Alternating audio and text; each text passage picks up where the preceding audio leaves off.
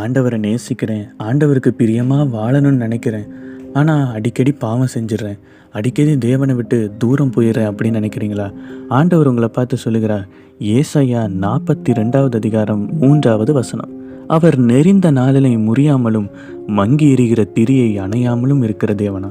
ஆமாங்க, தேவன் நீங்கள் பாவம் செஞ்ச உடனே, தேவனை விட்டு தூரம் போன உடனே, அவர் உடனே உங்களை இவன் எனக்கு வேணாம், இவன் எனக்கு வேணாம் அப்படின்னு தள்ளி விடுகிற தேவன் அல்ல. தேவன் உங்களை நேசித்து உங்களுக்காக மறுபடியும் நீங்கள் திரும்பி வர காத்துக்கிட்டு இருக்கிறார். பாவம் செஞ்சிட்டேன், ஆண்டவரை விட்டு விலகி போயிட்டேன், இருள் என் வாழ்க்கைக்குள்ளே வந்துருச்சு அப்படின்னு நினைக்கிறீங்களா? தேவன் உங்களை தள்ளி விடலை, தேவன் உங்களை மறக்கலை. இப்போவும் ஆண்டவர் உங்களுக்காக காத்துக்கிட்டு இருக்கிறார் என்பதை மறந்துடாதீங்க.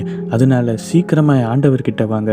எல்லா பாவத்தையும் உதறி தள்ளிவிட்டு தன் பாவங்களை மறைக்கிறவன் வாழ்வடைய மாட்டான், அவைகளை அறிக்கை செய்து விட்டு விடுகிறவனோ இரக்கம் பெறுவான் என்ற வசனத்தின்படி உங்கள் பாவத்தை ஆண்டவர்கிட்ட அறிக்கையிட்டு, தேவனே நான் மீறிட்டேன், என்னை மன்னிச்சிருங்க, எனக்கு இன்னொரு வாய்ப்பு தாங்கன்னு கேளுங்க.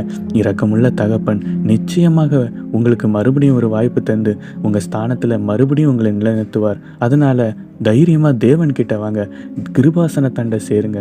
தேவன் உங்களை ஆசீர்வதிப்பார்.